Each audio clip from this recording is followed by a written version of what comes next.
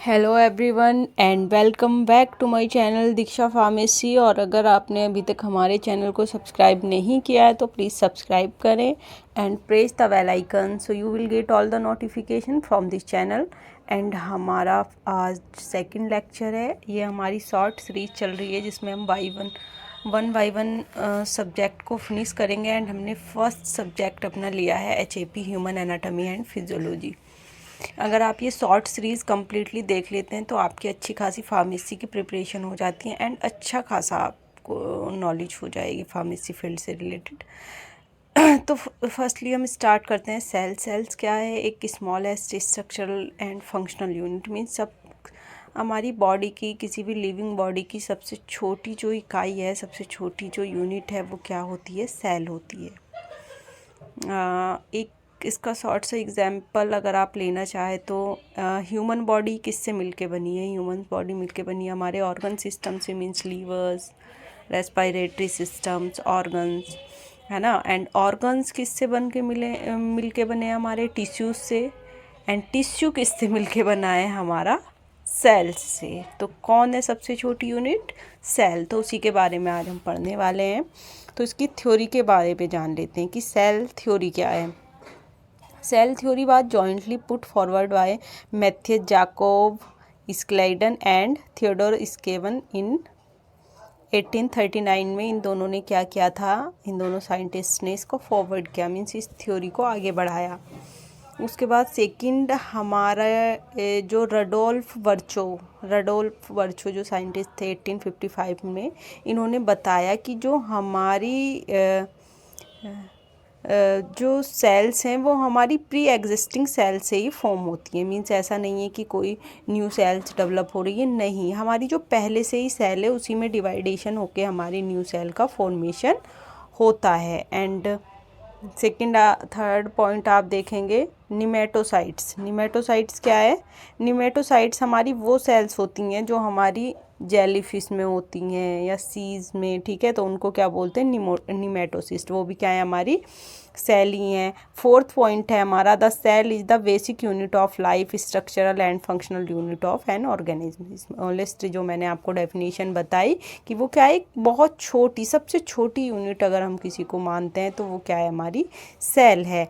और living cell को सबसे पहले किसने डिस्क्राइब किया था? ये बहुत इम्पोर्टेंट क्वेश्चन है। ये कई बार फार्मासिस्ट एग्ज़ाम में हमारे आ चुका है एंड आता रहता है हमारे जितने भी कॉम्पिटिटिव एग्ज़ाम होते हैं कि फर्स्ट किसने डिस्क्राइब किया था लिविंग सेल्स को? तो वो कौन है? हमारे एंटोन वोन लीeuwenhoek, ठीक है। एंटोन वोन लीeuwenhoek फर्स्ट सा एंड डिस्क्राइब्ड लिविंग सेल्स। अब ये हमारे सारे सभी इसके पार्ट्स हैं। देखेंगे आप इस सेल्स के क्या क्या पार्ट्स होते हैं। उसमें सेल होती है, साइटोप्लाज्म होता है, Golgi apparatus, centrioles, endoplasmic reticulums, ठीक है। तो इसके बारे में एक हम छोटा सा जान लेते हैं, एक ब्रीफ सा डिस्क्रिप्शन कि ये कौन कौन से पार्ट्स हमारी सेल्स में होते हैं और उनके क्या क्या फंक्शन होते हैं। तो सबसे पहला हमारा है न्यूक्लियस। न्यूक्लियस क्या है? न्यूक्लियस ये देखिए यहाँ पे आपको इसमें स्ट्रक्चर में दिखाया गया है, क्लियरिफाई नहीं है। न्यूक्लियस एक बॉल लाइक स्ट्रक्चर होती है, ठीक है, सेल्स के इंटरनल साइड में। और इसका मेन काम क्या होता है? DNA का रेप्लिकेशन करना है, ट्रांसक्रिप्शन करना है, ठीक है। Chromosome DNA present in nucleus. और मेन काम क्या होता है इसका? मेटाबॉलिज्म करना, ठीक है, मेटाबॉलिज्म करना सेल को।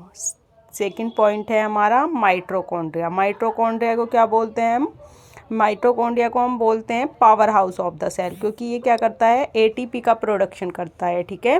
क्या करता है ये? ATP का प्रोडक्शन करता है। थर्ड है हमारा गोल्गी बॉडीज़। गोल्गी बॉडीज़ क्या करती है? Modifying, sorting and packaging of proteins. Golgi bodies क्या करती है? प्रोटीन्स को पैकेजिंग करती हैं, मीन्स उसको डिलीवर करने का काम कर रही हैं, ट्रांसपोर्ट ऑफ प्रोटीन्स कर रही हैं। राइबोसोम्स क्या करते हैं? Are the site of protein synthesis. Ribosome क्या है? हमारे जो प्रोटीन सिंथेसिस कर रहे हैं, ठीक है, वो क्या है? हमारे राइबोसोम्स हैं। वैक्यूल्स मीन्स इम्पेटी स्पेस जो होता है हमारा, उसको बोलते हैं वैक्यूल्स। आई थिंक आपको ये फिफ्थ पार्ट सेल्स के समझ में आए होंगे। आइए नेक्स्ट देखते हैं आगे।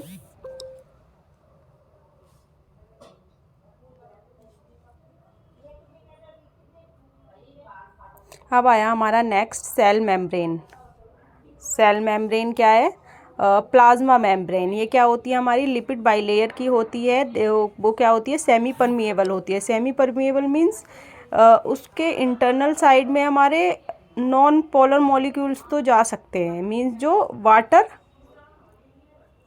वाटर लविंग नहीं है, तो वो क्या होते हैं? हमारे नॉन पोलर। बट पोलर नहीं जा सकते हैं। जो वाटर लविंग है वो इसको क्रॉस नहीं कर सकते हैं, ठीक है। नेक्स्ट है हमारा साइटोप्लाज्म। साइटोप्लाज्म क्या है? साइटोप्लाज्म में हमारा जहाँ पे हमारा पाया जाता है जेली लाइक फ्लूइड्स, उसमें क्या प्रोसेस होता है? हमारा ग्लाइकोलाइसिस का। थर्ड पॉइंट है हमारा एंडोप्लाज्मिक रेटिकुलम। एंडोप्लाज्मिक रेटिकुलम क्या है? जहाँ पे हमारा प्रोटीन सिंथेसिस पाया जाता है। प्रोटीन सिंथेसिस, ये रफ एंडोप्लाज्मिक, एक हमारा स्मूथ एंडोप्लाज्मिक रेटिकुलम होता है और सेकंड हमारा रफ एंडोप्लाज्मिक रेटिकुलम होता है। इसमें कंफ्यूज नहीं होंगे। रफ एंडोप्लाज्मिक रेटिकुलम हमारा क्या करता है? प्रोटीन की सिंथेसिस करता है। एंड स्मूथ एंडोप्लाज्मिक रेटिकुलम हमारा क्या करता है? Production and secretion of steroid hormones, ठीक है। Steroid hormones, phospholipids, cholesterols, metabolism of carbohydrates, इनकी सबकी सिंथेसिस हमारा स्मूथ एंडोप्लाज्मिक करता है। एंड रफ एंडोप्लाज्मिक हमारा क्या करता है? प्रोटीन की सिंथेसिस करता है और उसको उसके डेस्टिनेशन का, मीन्स उसे किस सेल में कहाँ पे डिलीवर करना है, न्यूक्लियस में कहाँ पे, वो उसको वहाँ पे पहुँचाता है। आई थिंक ये समझ में आया होगा। नेक्स्ट है हमारा क्लोरोप्लास्ट। क्लोरोप्लास्ट क्या है? एटीपी का प्रोडक्शन करता है। मीन्स सेल के लिए जो फूड बन रहा है वो कौन सी हमारे पार्ट्स में बन रहा है? सेल के क्लोरोप्लास्ट में, ठीक है। नेक्स्ट है हमारा सेल वाल। सेल वाल क्या है? सेल वाल क्या है? सेल वाल हमारी 3 लेयर्ड स्ट्रक्चर है जो लिपिड्स की और प्रोटीन्स की मिलके बनी होती है। सेल वाल नाम से पता चल रहा है। और इसकी जो थिकनेस से कभी कभी क्वेश्चन आ जाता है, तो वो थिकनेस कितनी है इसकी? 70 एंगस्ट्रॉम। और ये लिपिड से और प्रोटीन से मिलके बना है। तो क्वेश्चन आ जाता है कभी कि कौन कौन से इसमें प्रोटीन्स यूज़ हो रहे हैं, तो वो हम याद रखेंगे। Lignin, hemicellulose, pectin and cellulose, ठीक है। Lignin, hemicellulose, pectin and cellulose. Next है हमारा लाइसोसोम। लाइसोसोम क्या कहलाता है? हमारा सुसाइड बैग्स। इससे बहुत बार क्वेश्चन आता है कि suicide bags which is suicide bag of cells, इस टाइप से। तो क्या है वो? हमारा लाइसोसोम्स। और इसके एंजाइम का नाम भी आ जाता है कभी कभी। तो इसमें कौन सा एंजाइम होता है? हमारा हाइड्रोलाइटिक एंजाइम। तो ये याद रखेंगे, लाइसोसोम सुसाइड बैग कहलाता है और उसमें हमारा कौन सा एंजाइम होता है? हाइड्रोलाइटिक एंजाइम होता है। नेक्स्ट है हमारा न्यूक्लियोलस। न्यूक्लियोलस, इसमें क्या सिंथेसिस होती है? आरएनए की। आपने देखा कि हमने प्रीवियस बताया कि डीएनए की सिंथेसिस हमारी कहाँ पे हो रही थी? डीएनए की सिंथेसिस न्यूक्लियस में, ठीक है।